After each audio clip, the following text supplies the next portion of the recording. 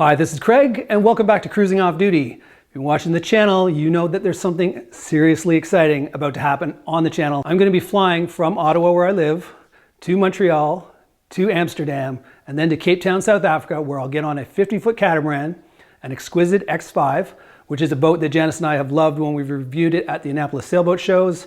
Those episodes I'm sure you've already seen if you've been watching the channel.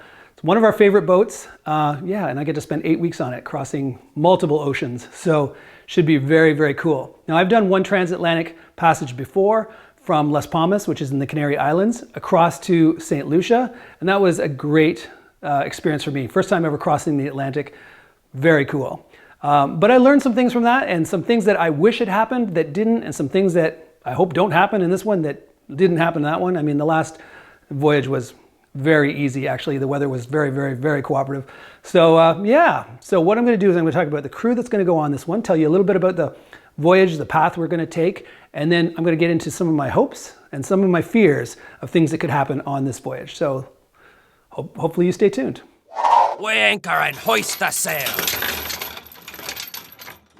Now, the crew we're going to have on it, there's going to be 5 of us for the first leg. The passage is going to go from Cape Town, South Africa to Namibia, and then from Namibia to St. Helena Island, from St. Helena Island to Ascension Island, and then from Ascension Island, the longest leg of the journey is 4,000 nautical miles to the Caribbean. Now, I don't exactly know which island we're going to make landfall in. I guess that's going to be played by ear as we get closer, based on wind directions and stuff like that.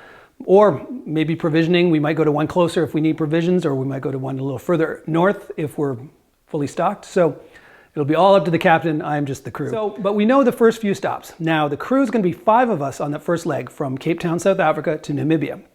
And then after that, there's only going to be 4 of us.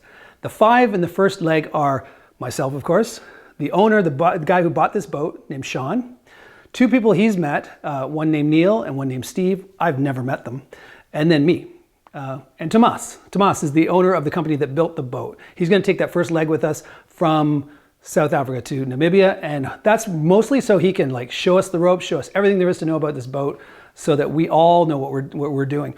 Now, the owner Sean's going down at the beginning of May, and he's going to spend a little time before we go doing some test sails and probably getting a lot of that tutelage that Tomas is going to give us later. Just the owner. We're going to show up and literally not have that many days to get used to the boat before we're taking off. So pretty intense. Not really know the boat that well and just hope it all works out. So yeah, so that's what it is. There's 5 of us until Namibia, then he gets off, Tomas gets off and goes back to Cape Town, and we continue, just the 4 of us. Again, Sean the owner, Neil, Steve, and myself. So there we go, that's the crew. Yeah, hopefully it all works out.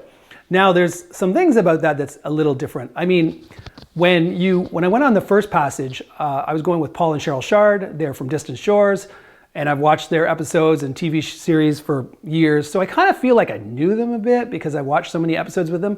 And now these people who are on the boat with me kind of feel like they know me a bit because they've seen a lot of my episodes. I don't know these other 3 that well. I know the owner, Sean, more so because we met at the Annapolis sailboat show. We spoke for about an hour. We've spoken on the phone for a few hours, and we've done emails back and forth. So I kind of know, I get a vibe off him. He seems like a great guy. But Neil and Steve, I've never met in person and never had a phone call conversation with them. I've only ever emailed back and forth. So yeah, hopefully they're great guys, because I'm gonna actually have to share a cabin with Steve. So Steve, hope you and I get along great, because we're gonna spend a lot of time together. So anyways, that's the crew. Now, we've talked about the passage we're going on. We've talked about the crew. Now let's talk about my hopes and fears for this passage. Now, again, I've had one transatlantic before, so I know a little bit about what to expect, but let's just go through it kind of in chronological order. So, my hopes for before the crossing. Now, first of all, I kind of mentioned this. I have a 26-hour flight. Now, there's a couple of layovers for a couple hours in between, but generally I'm going to be on the plane for the better part of 26 hours. So, my main fear is no missed connections, no canceled flights, and please, please, please don't lose my luggage. So, those are things you really can't control. You just hope when you get to the other end of this really long multiple plane flight that your luggage shows up. Anything of value, all my camera gear, anything I can't live without is going to go in that backpack over there that you see on the table. And you see a bunch of my camera gear already getting set out and making sure it's all there, all charged, all ready to go, all the proper cords, even duplicates of things so I don't get there and find out one of the cords doesn't work and I can't charge a battery. That's all getting ready to go. Now, on such a long flight, it's kind of like a hope and a fear. A lot of these will have a flip side of the coin. My hope is that since I don't know anybody going on this plane, it'd be nice if the person beside me ends up being a good person, a fun person, because we're going to spend a lot of time sitting beside each other. The one from Montreal to Amsterdam, I think is like 10 hours. And then the one from Amsterdam to Cape Town, I think is 11 or 12 hours. That's a long time to sit beside someone. So hopefully it's a good person. Now, granted, I don't want them to be too chatty and too friendly because I actually need to get some sleep. Because when I get to Cape Town, I've got 2 catamaran factory tours, one by Maverick and one by Xquisite, the company, the boat builder that I'm going on. So we'll talk about that in a second. My fear is the polar opposite of that. And we've all been on a plane when this has happened. You hear that crying, screaming baby, and you're like, usually I've been very, very lucky. None of them have sat right next to me. They're usually a few rows back, and I'm like, oh, thank God I only have to be on this plane for a couple hours. But imagine 12 hours on a plane if you're sitting right beside a screaming baby. I mean, you get no sleep, and I need my sleep. Because like I said, I've got a factory tour. I'm getting picked up on the 17th at 9:30 p.m. by one of the bigwigs of Maverick Yachts, and he's taking me to his house and let me stay at his house for the night. The next morning, we're going right to a factory to do a factory tour, and then he's going to take me out on a test sail. Then he's going to take me over to where the Xquisite boat is. Tomas is then going to take me to one of his factories to do a factory tour of that. Of course, I'm going to make episodes separately of each one of those, and then, of course, I'll get to know the boat that I'm going to be going on for 8 weeks. But I have to be pretty on my game for all this filming, so the last thing you want to do is get off the plane with no sleep and be literally wrecked. So I account that I'm probably gonna be very tired, but if I can get some sleep, I'll be much better off. And the other thing I'm hoping for is a little bit of time to film Cape Town, because it's the first time I've ever been there, and who knows when I'll get back there. Cape Town has a lot of visually stunning things, and I'm kind of hoping that 20th, in case I haven't mentioned, of May is when we're supposed to start setting sail. And I get there the night of the 17th, so the 17th is a write-off. So I only have the 18th and 19th to do 2 factory tours and whatever else. So can I squeeze in any Cape Town filming and be a tourist for half a day? Maybe, maybe not. So if for whatever reason that date that we're supposed to sail away on the 20th gets pushed back a day or 2 days, I might not be too heartbroken because that'll give me a little more time to check out Cape Town. So let's talk about the crossing, hopes and fears of the crossing. Starting out with hopes, and when I think of one that's a hope and I know there's a flip side that's a fear, I'll mention it at the same time. The hope for the crossing is decent weather, but not too calm. You know what I'm saying? You want to, especially for a videographer on a boat, you want a little bit of chop every once in a while. You want a little bit of a squall every once in a while, just to make it more exciting. Something to film that people are going to go, wow, that was epic. My first passage, if you've watched any of those episodes, I felt like I was in Groundhog Day, where every day was sunny blue skies and calm winds. The passage was supposed to take us 14 days. It ended up taking us 22 because there was literally no wind sometimes. So that's almost like too much of a good thing is a bad thing. You know, everybody says, oh, hopefully you have good weather. Well, good weather to the extreme can actually be bad weather for sailing. Like, it's just boring. Nothing happens. So you want it to be nice, but not too nice. You want a little bit of action. Now, my fear is the opposite. My fear is we can only forecast out so far with things like predict wind. My concern is we get out in the middle of a long leg of the passage and something that was maybe, oh, we're going to get some heavier winds on the tail end of our passage turns into the gale force winds that we all fear, or that tropical storm that blows through and we can't get out of the way. That is definitely my biggest fear. Number one fear is weather that's way beyond what the boat can handle or what we as crew can handle, and we end up just battening down the hatches and trying to ride through it. I mean, it'll make great video, assuming we make it through, but yeah, that's a little bit too white knuckling for me. Another hope is lots of sea life. Now, on my first passage, I got to see dolphins. I was actually sleeping when somebody said they saw a whale breach the surface and blow. I didn't get to see it, so I'm hoping on this passage I get to see a whale maybe. Now remember, this passage is 3 times as long, so I have 3 times as much opportunity to see things like whales and whatever else sea life we see when we stop at these various islands, you know, sea lions or whatever other natural, you know, animals that are unique to that area would be very cool to see and film. My hope is that we catch some nice big trophy-like fish. On the first passage, we caught a mahi-mahi, a dorado, and a large tuna. And that was pretty cool.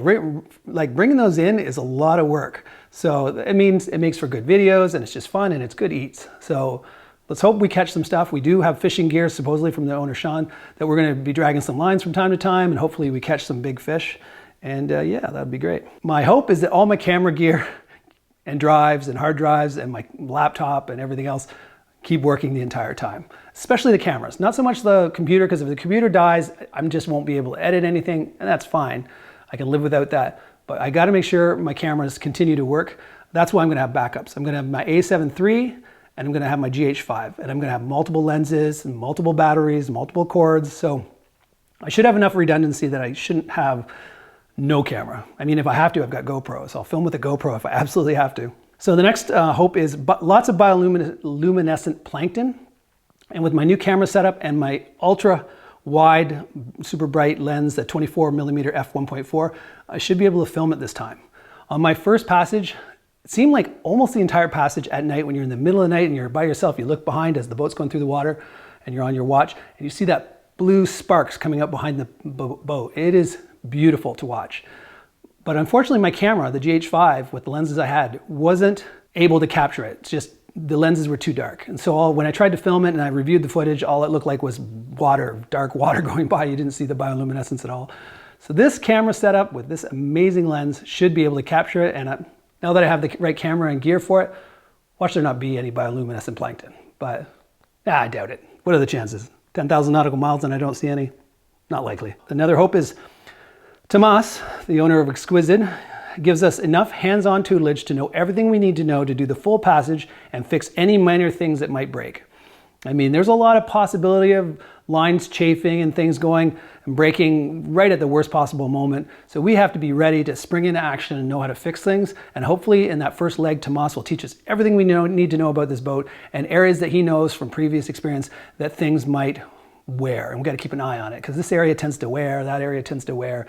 You know, keep an eye if it starts to chafe, really, you know, replace the lines, yada, yada. Don't wait till it breaks. So something I learned. Another hope is that we have enough food and fuel to give us plenty of extra wiggle room should anything go wrong. And that's an experience from the last passage. It took a lot longer than we thought. And thank God Cheryl stocked the boat overboard. Her philosophy, and I totally agree with this, whatever you figure you're going to eat in a certain length of passage, multiply that by 1.5. So she did 50% more food, 50% more water, 50% more everything than she thought we'd need. And it worked out great because our passage took 50% longer and we still had food left over. So yeah, hopefully Sean watched all those episodes. I know he did, he told me, and he learned from the experience before. We always have more food than you need, and definitely have your fuel tanks filled right to the top.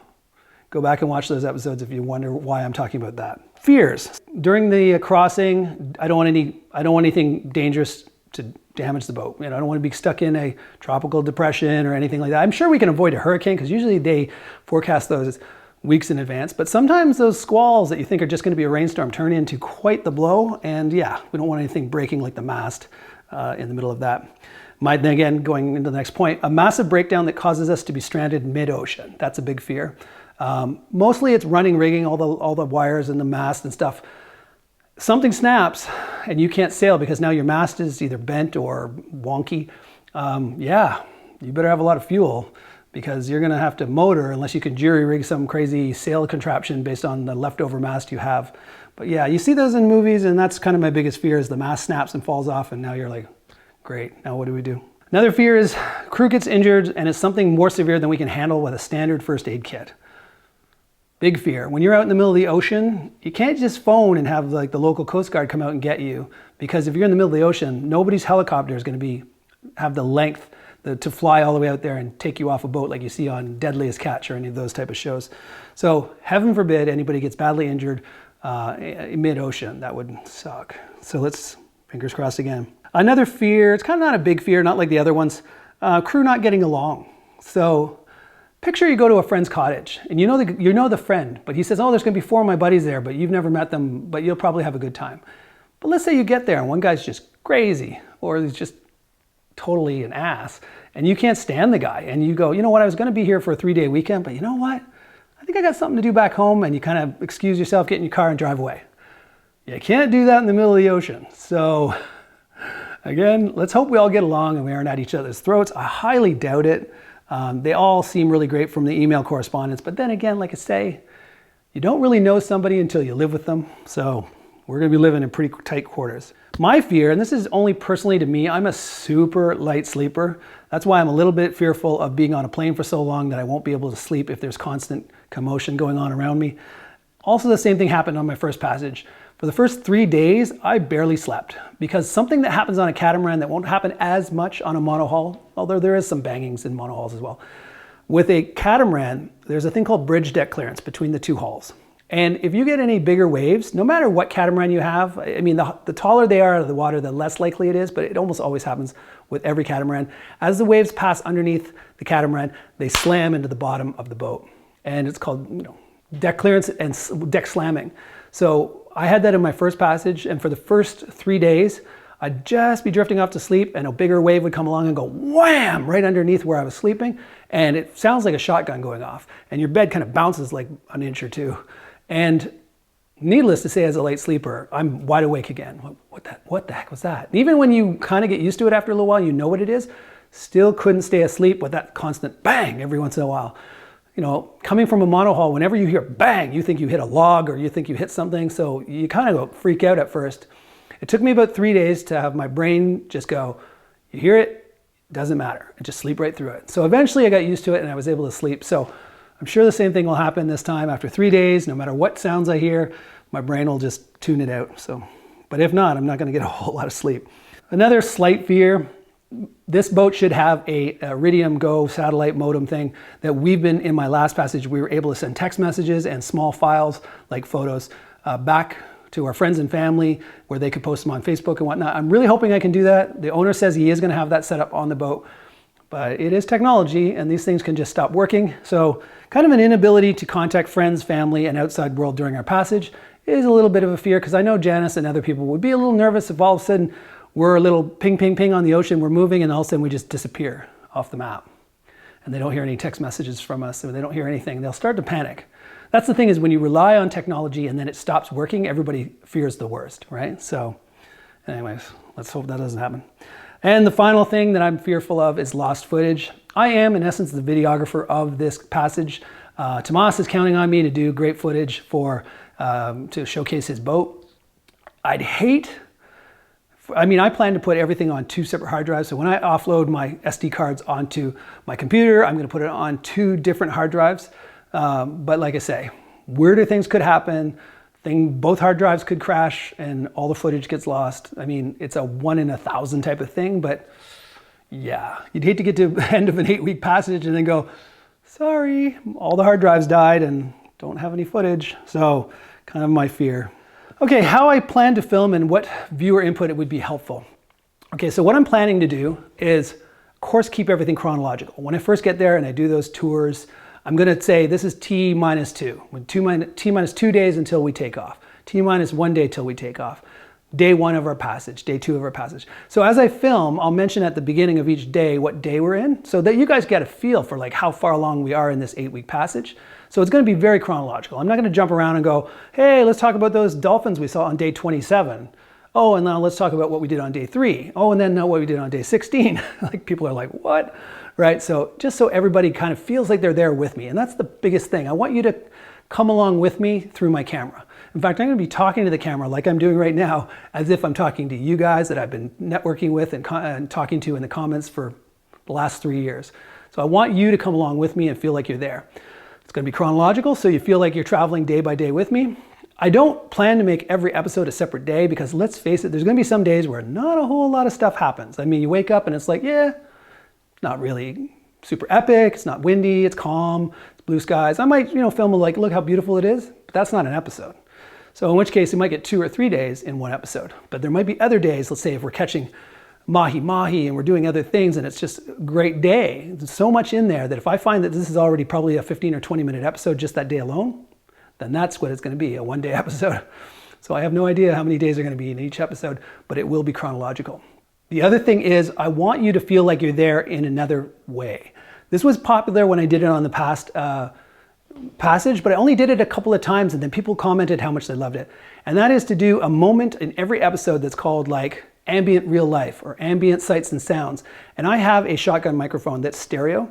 It's mono or stereo. And when I do it to stereo, it's amazing how you feel like you're there. If I film off the bow of the boat, the water splashing off the bow. And then I cut to another scene of the water doing something else, or the wind flapping in the sails. And you have no music over top of it and no talking, just the sights and sounds of everything around you. And you put your headphones on and you hear that in stereo, you're gonna feel like you're there. So no, I don't want to do an entire 15-minute episode like that, but every episode I'm going to do a component, maybe a minute long, maybe a little longer, depending on what's going on, of ambient sights and sounds. And so I'll mention that. Okay, let's cut to some, it's day 22. Let's show you what we got with our ambient sights and sounds. And then I'll cut to stereo footage of just the sights and sounds around us. People liked it in the last one, and I didn't do it enough, so I plan to do it, one component of that, in at least in every episode. Now, another thing I want to do to feel like you guys are part of this is I want you to give me questions now before I go. Send me them on Instagram or Facebook, or easiest, of course, is the Cruising Off Duty email address, which is cruisingoffduty@gmail.com. Ask me any questions. Doesn't have to be about this passage. It could be about sailing. It could be about anything else that we've done, or just stuff you're interested in. Ask me questions, and when I get a bunch of questions, I'm going to do the question of the day, which is going to be a two-pronged thing. Question from a viewer, and I'm going to put your name, I'm going to say what your question is, and I'm going to answer it on the episode. And B, if there's a fork in the road where we decided to do something, hey, I've decided that we should do this, but our option was to do this. Question of the day might be back to you. Put in the comments what you think. Do you think we made the right decision doing this, or would you have done that? So that way, when I make this episode, I'll get feedback from you, and the viewers can watch not only what you guys ask, but what I respond, and whether we all agree or not. So it's kind of a two-pronged question of the day. Question that you've asked me and I answer, question that I ask you and you answer. So that's pretty cool. I think that'll be fun to make it feel more like a community. And finally, when I gave that last episode, when I gave Terry one of these shirts, I've had people in the past go, hey, how do we get a shirt like that? Like, can I buy a shirt? When I originally ordered these shirts, I ordered them directly to my house, mostly to give out to people that were really good supporters of the channel. And I was going to ship them out to people, like if it's a Patreon member or whatever, I would mail it right to them. Say, hey, would you like a shirt? But because I was buying them myself to be, I didn't have a huge inventory. I had some larges and I had a few mediums, and that's it. And I had a couple of times where I'd send a patron, hey, or Terry had the same thing. Hey, I got, I'd like to give you a shirt. Would a large work for you? And they're like, nope, I need an extra large. Or Terry said, I need a double extra large. And I'm like, oh, sorry, I don't have that size. So what I've gone and I've done is I've made a Teespring online store for Cruising Off Duty.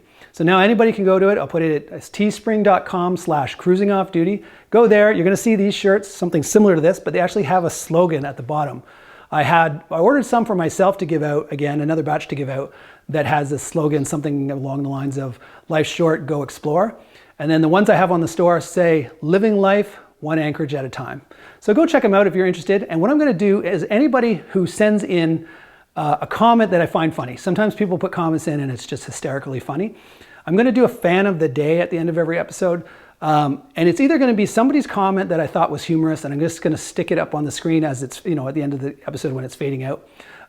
Or if it's somebody who's bought some of the Cruising Off Duty swag, whether it's a Cruising Off Duty mug or a t-shirt or whatever, they take a picture of themselves with the shirt on or with the mug in their hand or whatever, and send it to me at cruisingoffduty@gmail.com.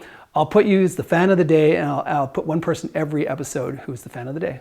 Again, trying to create that community feeling, not only in the comments, but just in photos and thanks and stuff at the end of the episode. So hopefully you like that. So anyways, again, put in the comments down below if you have any other suggestions of things I should do on this voyage. Put in the comments down below any questions you want me to answer on this voyage. And hopefully subscribe to the channel and follow along on this epic 8-week sailing voyage. So until then, this is Craig signing off, wishing you all the best, and ciao for now. Oh yeah, I forgot to mention, before you go, don't forget to download the Cruising Off Duty app at the iOS store and Android store. It's free, and what it'll do for you, you can track us in real time on one of those Google Maps in the app, show exactly where we are. Also, you can send messages to me and I can respond and send out notifications about what island we're about to land at. I'll also notify you when there's new photos and things that I'll put on social media like Instagram or Facebook. And you can track it all live, moment by moment, on the app. And again, it's free. So what do you got to lose? Download it today. We anchor and hoist the sail.